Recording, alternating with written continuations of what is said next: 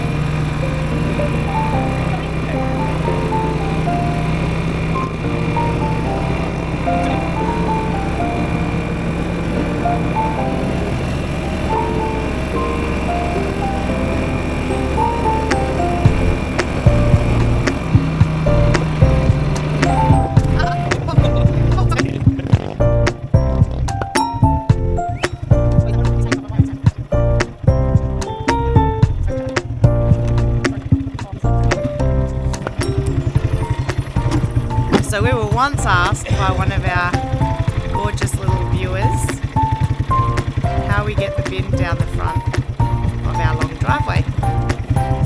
So I hope you enjoyed that, Hayley and kids. That's how.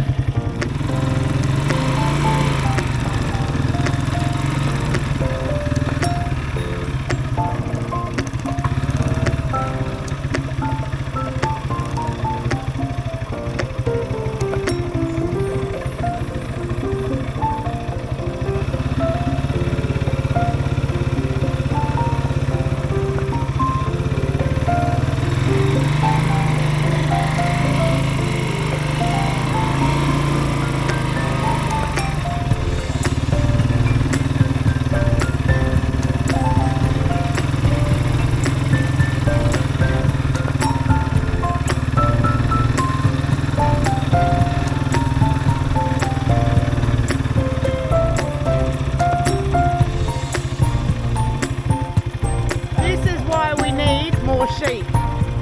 Look at this pasture.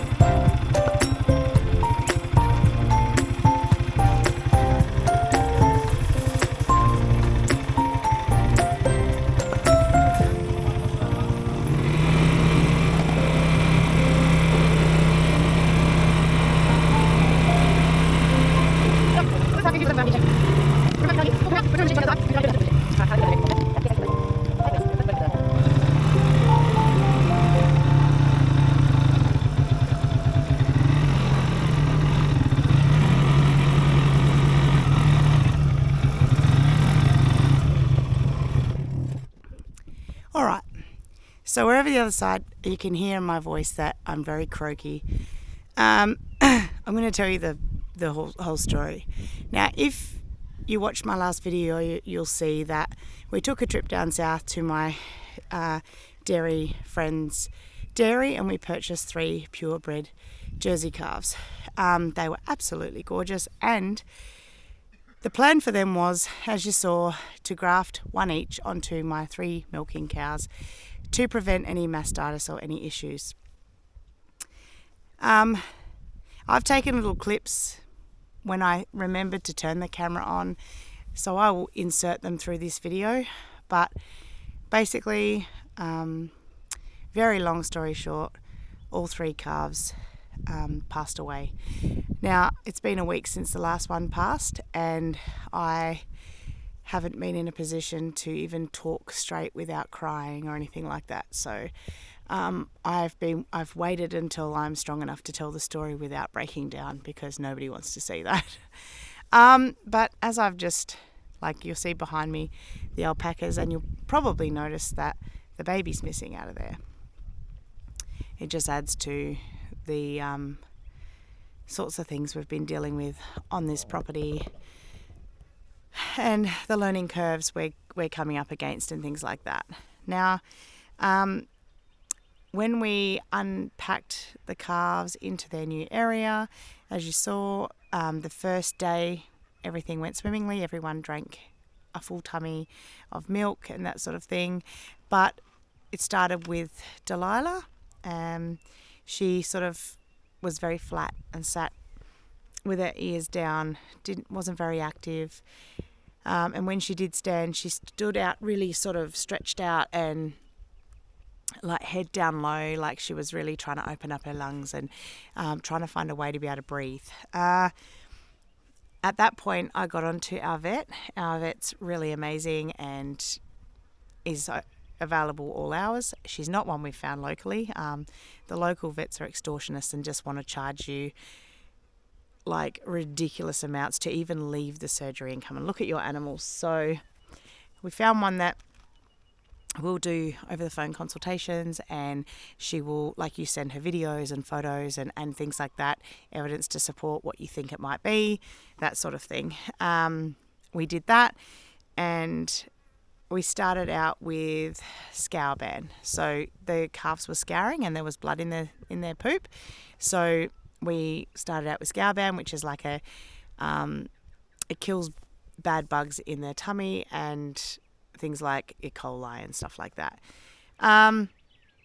However, Jerseys are, I don't know how to say it without sounding like nasty, but they're a little bit of a weaker sort of animal. So a meat breed cow, you don't often see them come across, like they don't travel and then get stressed and things like that, whereas Jerseys are quite prone to that.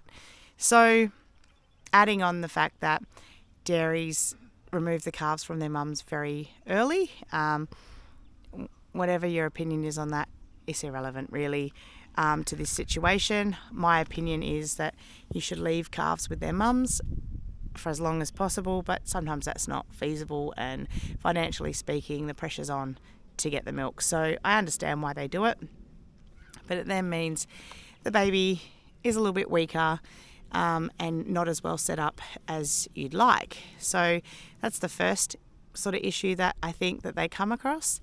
The second one is they were purebred Jerseys. All of the crossbreeds, so like the Frisian Jersey crosses and things, or the Dexter Jersey cross, none of them even skipped a beat really. But also, in saying that, it could have a lot to do with the fact that the time of year that we did this, really hot during the day, freezing cold at night, like terribly, terribly cold.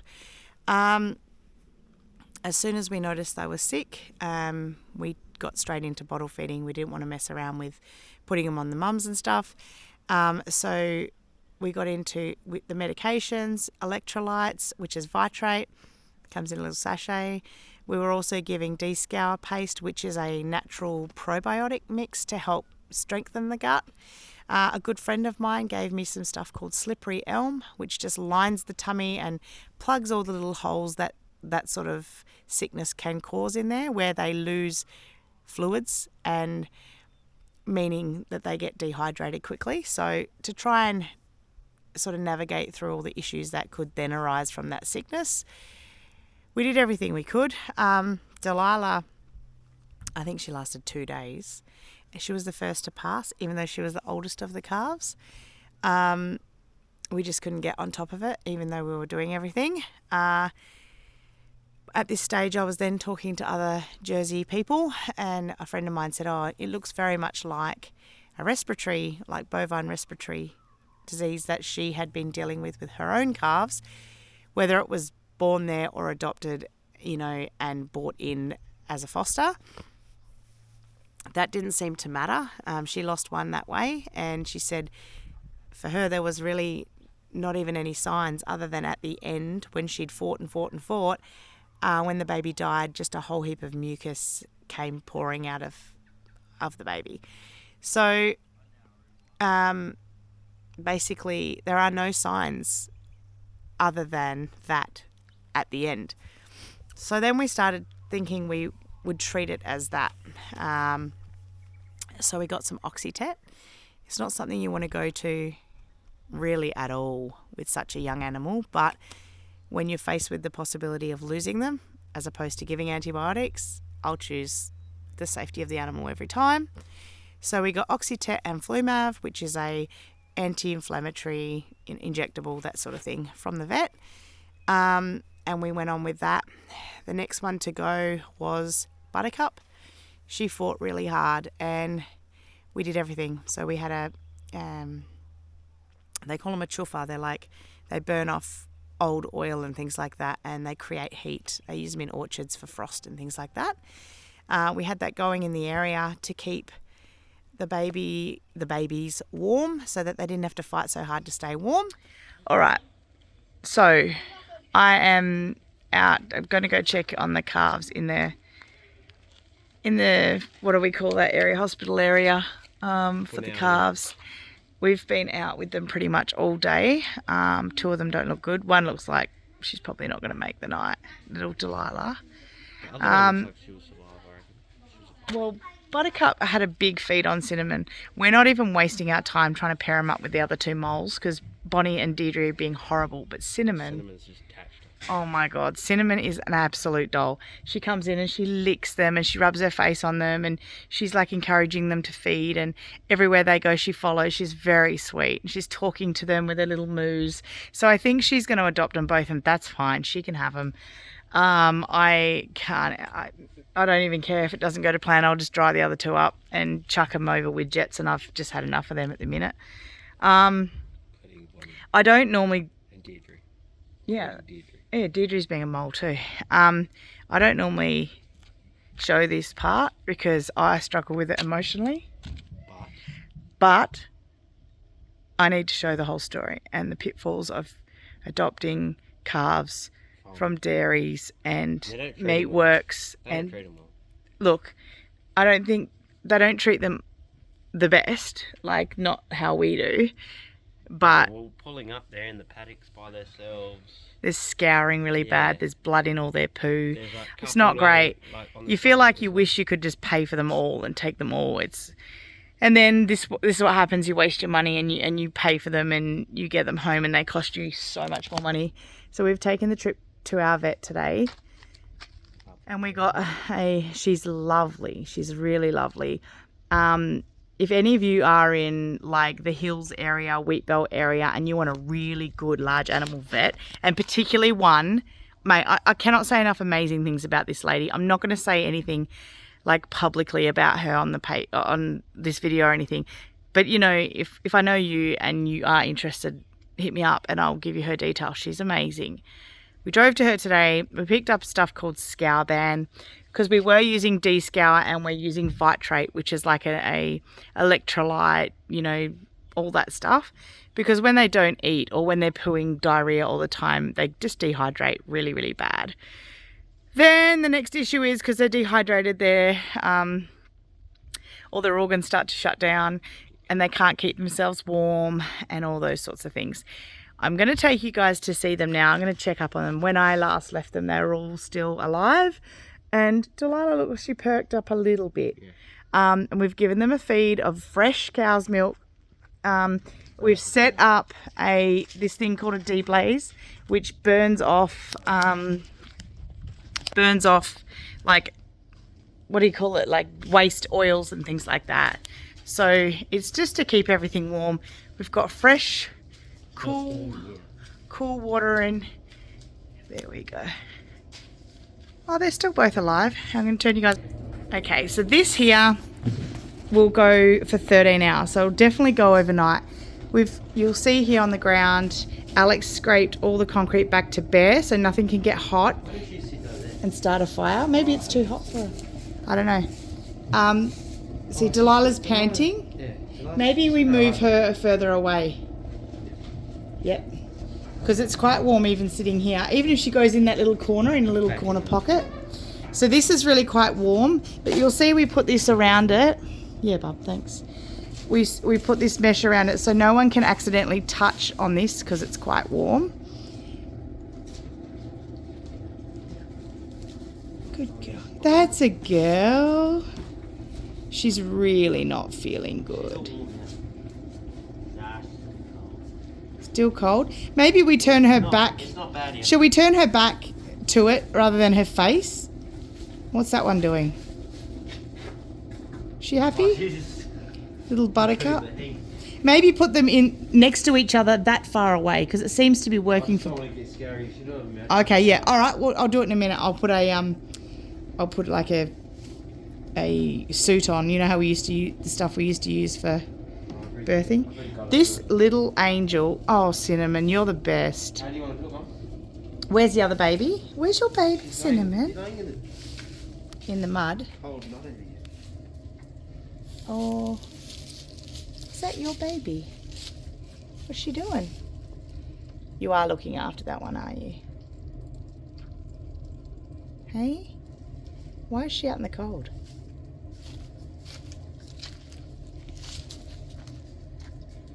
Oh, she's just sleeping. asleep. Yeah, I don't think there's anything wrong with her. She was bouncing around before. Warm as well, so. Nice and warm, yeah. Well, Cinnamon. I'm going to do it now.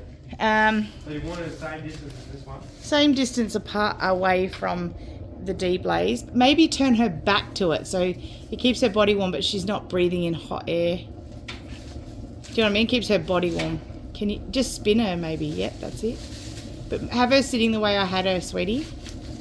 Good girl. She's perked up a bit more. Like that?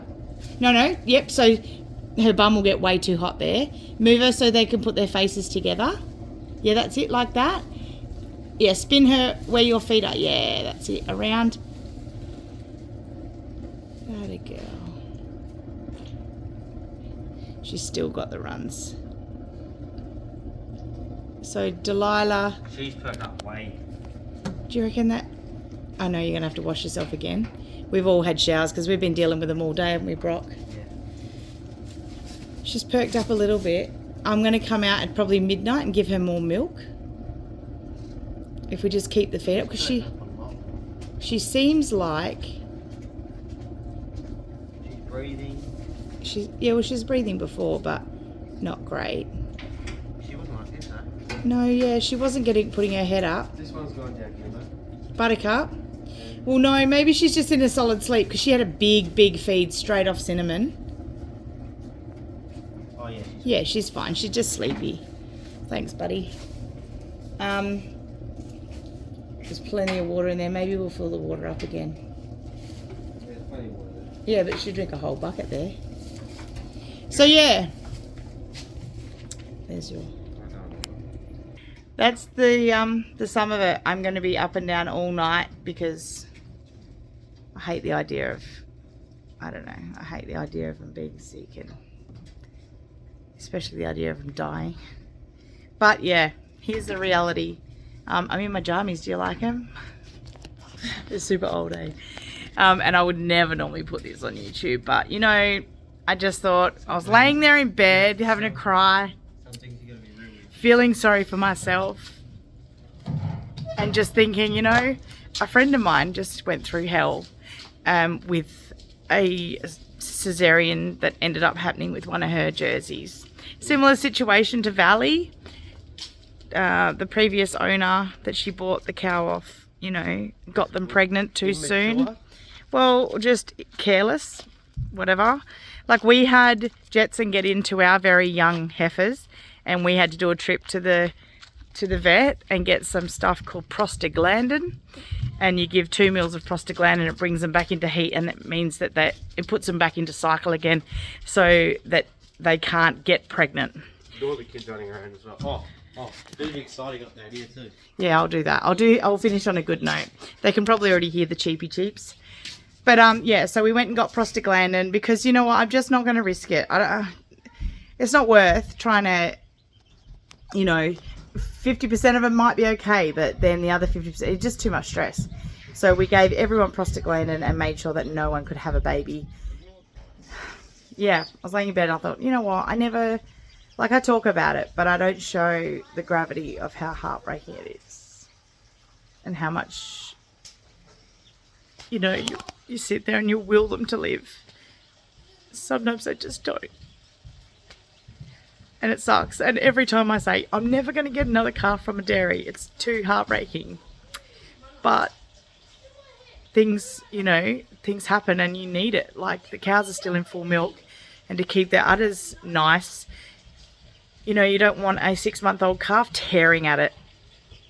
So, you know, have to wean that one and try and get a smaller one, because the milk production's still so full on, they would get mastitis. So, yeah, that's the pitfall sometimes, and that sucks. But I'm going to stop talking about that now. And kept doing the medications, feeding them, electrolytes, all the things, to the specific orders of the vet. We also made sure that they all had coats on to preserve their body heat and protect them a little bit more. And the chufa for warmth. We were also making sure we stood them up regularly so their bodies could do their natural toileting and that sort of thing. But just nothing we did seemed to work. They just went downhill and passed away. Buttercup died second. And then at that point, Cupcake didn't look like she was even going to get sick. Hello. Hello, Cupcake. Hey, Cupcake. You're coming up with your mum and your auntie. Hey? Hello. Who's a pretty little cupcake? Hello. Who's a pretty cupcake? Yeah, we're trying to get her up, sweetie. We're trying to get her up. You're up. Yeah, we've got to tube feed the baby. Hey, keep giving her kisses and willing her to live. That's what mamas do. Hey? Yeah. Hey, Cupcake. Oh. There's your other baby. She's been cleaning. Hey, ready, and... Oh, Tom was going to get up. Ready? Here she goes. Oh. Have piggybacks. Nah, she's been doing it to Bonnie all day. She can keep doing it to Bonnie. Wait, is Bonnie the one that's not pregnant? Man. Shh.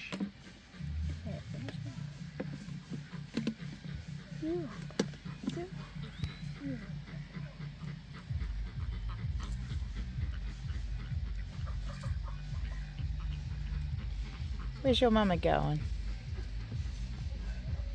Cow zoomies. She was doing that before. Cow zoomies.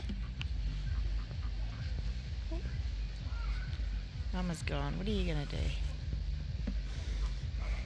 She's like, yes, Mum's gone. She can't see me no more. Wait, where did Mum go?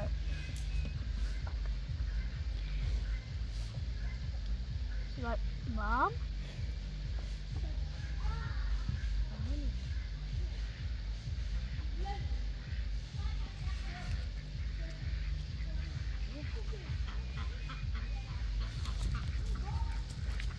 Oh, Grandpa, your art is getting big.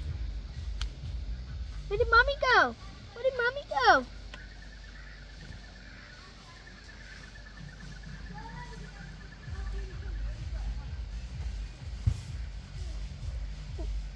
That's a chicken, Cupcake. So we promoted her staying with Cinnamon. Cinnamon is a beautiful mum. She was so attentive and she acted like, oh, you found my baby. She didn't skip a beat. She adopted that baby as soon as she saw it. And she would walk up to it and literally present her udder to this baby. So Cupcake lasted a lot longer than the others. And then she started to go downhill too. And we're like, what is going on? What is this? We were basically treating for everything. And, you know, in such a small animal, by this stage also, we'd introduce some natural remedies just to boost the immune system and to give some help and support to that animal that wouldn't interact with their antibiotics and their medications from the vet. we introduced those things. And I think also that might have helped keep Cupcake alive for a bit longer. And at the end of the day, she passed, and I was left questioning whether maybe I shouldn't have kept doing that. But, 2 solid weeks of fighting hard for these beautiful little babies to survive, and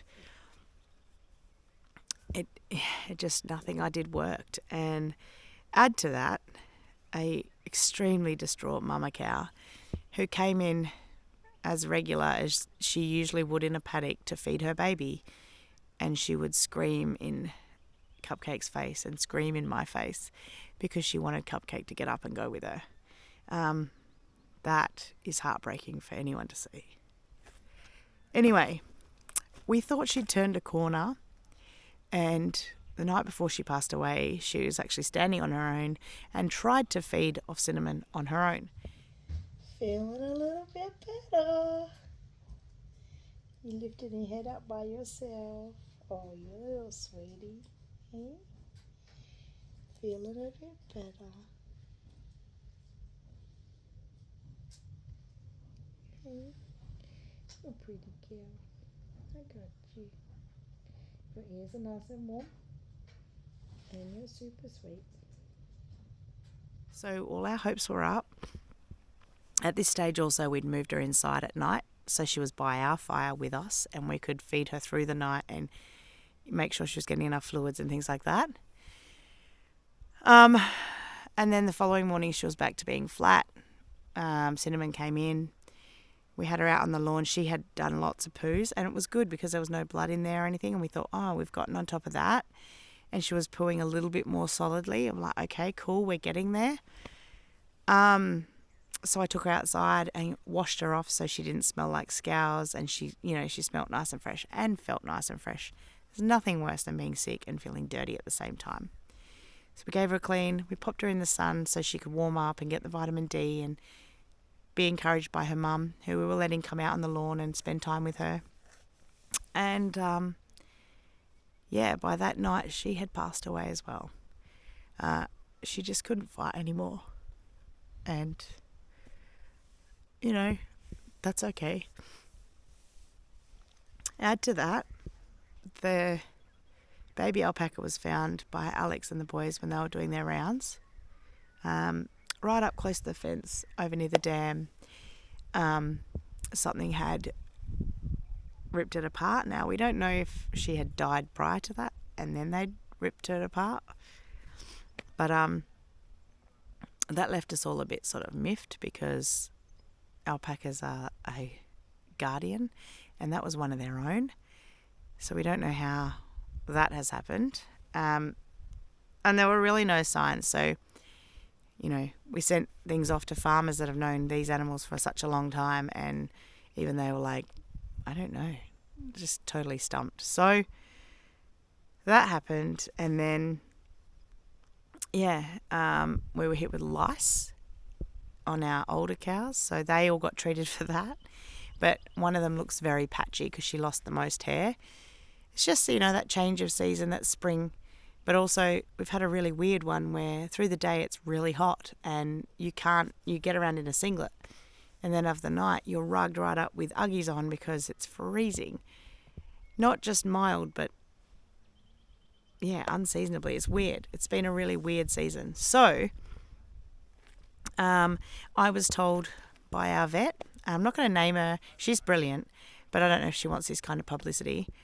But she said, I think you should sort of make a phone call to your where you got the calves from and let them know what's going on, because they might be having struggles with it too, and sort of tell them what you've done and how you've tried to help, and see if maybe they're struggling as well. Now, he was brilliant, and he was like, I'm so sorry that you've gone through this, and he's offered for me to come back and get 3 more as replacements for those calves. The weather's still up and down. My heart has really struggled. And it's why it's taken me some time to make this video. When you see the footage, that I've added into this video, you'll see, I don't know, it's hard to explain, but if any out there have fought hard with something and willed it to live and done everything in your strength to get it to live and still failed, it really tests your resolve, and it has had me questioning whether I can even do this farming thing. I know that, lots of people say where you have livestock, you have dead stock, and I get that. I grew up farming. As always, I think I'm better off farming sheep because you don't really have a lot to do with them. They're out in a paddock and they eat. You don't milk them every day and you don't handle their babies every day. So for someone like me who gets attached, maybe jerseys are not my thing.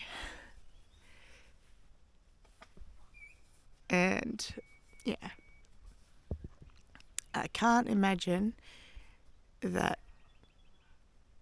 Yeah, I can't imagine how it will feel after owning an animal and spending time with it for such a long time, having it pass away, how people deal with that. It's kind of like when you lose a dog, to be really honest, because they're so much a part of your life, and your milking cows are too. Like, I know all their little personalities. Some of them I like and some of them I don't like their personalities, and we clash because it's just like humans. Some people you love and others you don't, and that's okay. We're all built different, but yeah, so that's pretty much the sum of it. Now, I do want to say that such a huge blessing, this thing that I have been doing, I gift milk to so many people because we get 30 litres a day, and those people have become such good friends and so kind and generous. I have had, one of the people that I gift milk to bring us a meal because they could see that I was fighting really hard for these animals to survive, and he could, he was like, I just wanted to give you something to make sure that you're not having to think of cooking on top of all that. And then, others have brought little gifts and come over with a big hug for me because they could see that I was struggling. And it just warms my heart and makes me feel like so, so blessed. The community I have around me is second to none. And it's really pulled me through. So, and my other cow friend, Mel, and her gorgeous son, Ryder, she has 4 kids and they're all beautiful, but Ryder is into the cows, and so we have a lot more to do with him because when you're in the milking room, he's right there with you. So when I was nursing these babies, Grace, Jackson and Noah went over to Mel's house for a sleepover, and Ryder and Indy, her daughter, came over to my house. Ryder came over initially with Jackson. Anyway, there were sleepovers. We were back and forth to each other's houses and swapping kids and things like that. But Ryder actually did a full milking all by himself because they've got a dairy maid and they use it in their dairy all the time, and he helps his mum, which was just had us mesmerised. So I do have a video of that. It is not in sequence because that happened during the time while we were nursing these calves and trying to bring them back to life. But I'm going to make that video next, and I know you're going to enjoy it. He is such a great representation of the kind of kid that we want in the world today, and I really enjoy his company. He's a very fun little lad to have around, and I think you'll find that too. We actually met through YouTube, and the blessing of people reaching out to me who watch the channel, and yeah, we've just become really good friends, and they share in the same passion and love for animals, and particularly taking in animals that have not discarded, but like when people have had enough of them or whatever, or don't have time for them, or their situation changes.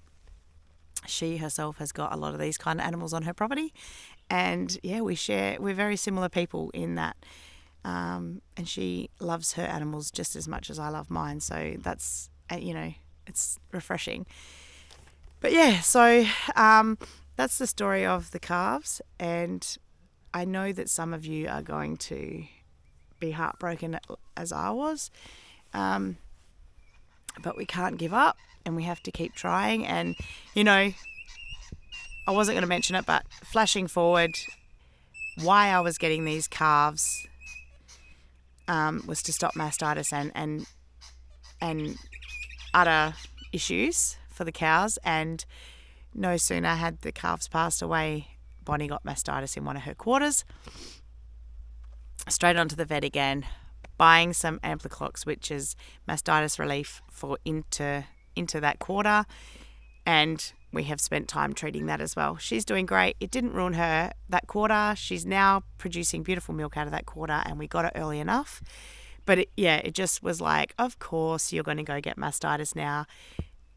It's what we were trying to prevent, and we ended up with, the loss of the calves, and that's what happens. So yeah, we are milking every single day, making sure their udders stay as good as we can possibly keep them. But yeah, we are going to have to get more calves because none of those three are pregnant yet. Jetson has managed to get Dandelion pregnant, and she's gone off to her new home already. He has also gotten Holly pregnant. We did blood tests on them. She's, as you know, Clementine's pregnant. We then sent Jetson to stay at Mel's place for a bit with her cows and heifers to get them pregnant, whoever she needs pregnant. Obviously, all the calves have to get locked away. But yeah, he's having adventures over there right now and just giving us some breathing room. So we will endeavour to get the milkers pregnant as soon as we can. But obviously I have to look at timing as well, what time of the year it is 9 months from now, because is that going to be an ideal situation for them to be calving at that time? All those sorts of things. So while I'm busy figuring that out, we're going to get some more foster calves for them. We are just waiting until the weather is nice and warm all the time and they don't have to struggle with that. I'm hoping to get them a little bit older than they were. Those guys were only like a week old, 2 weeks old at best. I'm hoping to maybe get them at least 4 weeks. And I'm probably not going to get purebred jerseys. I know that's not advisable. It's not really fitting in with what I want for my herd, but I know they'll be more robust and they will survive. So that's really all I care about at this point. And just because it's not a purebred jersey does not make it not a good milker, because I have seen all kinds of cows be great milkers. In fact, my parents have got one that's a belted Galloway jersey, and she's a great little milker, produces tons of milk. So can be done, and that's why we're going to have to go with these particular three. But yeah, I know that this wasn't a video that you enjoyed. It wasn't a nice, fun, uplifting one. But I do pride myself on the fact that I'm super honest on this channel, and I share the good, the bad, the ugly, and the heartbreaking, unfortunately. There's so many more stories to come. So since that's happened, we've had lots of things go on. None devastating like that. So don't stress, guys. Don't leave me now. You're with me for the long haul. Thank you so much for joining me. And hopefully next time I'm a little bit better and there's more positive things for you to see. But until then, thank you so much for all your love and support. Thank you for being here with us and hanging in there, even though sometimes it's heartbreaking. I really do appreciate you and love all of you, especially when you reach out and comment. I love the comments. They really uplift my day. If you haven't already and you like my content, please hit the subscribe button. You've got to be signed in to do that. And then you'll be notified every time I put out a new video. Thanks for joining me. Take care of each other. And until the next one, bye for now. There's not much to do when all I can is thinking about you. Not doing well, don't know where you are, 'cause you're not out here. It's been way too long. If I could lay down beside